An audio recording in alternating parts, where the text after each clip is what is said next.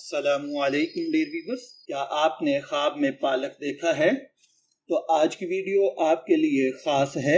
اس video کو آخر تک ضرور دیکھیے گا کیونکہ ہم اس میں خواب کو مختلف زاویوں میں دیکھنے اور پالک کی مختلف تعبیرات عرض کریں گے۔ عام طور پر خواب کے اندر اگر آپ نے پالک دیکھا ہے تو اس کا مطلب خوشحالی، رزق میں اضافہ، رکے ہوئے کاموں اور مسائل کا حل ہو جانا ہے۔ اگر آپ نے خواب کے اندر پالک پکا کر کھائی ہے تو اس کی تعبیر پالک کے ذائقے اور کیفیت پر ڈیپینڈ کرتی ہے۔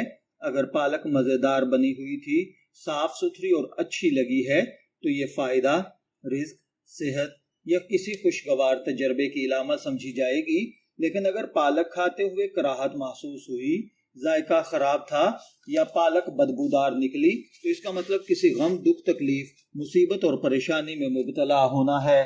اگر آپ نے خواب کے اندر پالک خریدی ہے تو اس کا مطلب ہے کہ اللہ تعالیٰ آپ کو رزق عطا فرمائے گا۔ اگر آپ کو کسی سے کوئی ضرورت ہے تو اللہ تعالیٰ اس میں آپ کی مدد فرمائے گا۔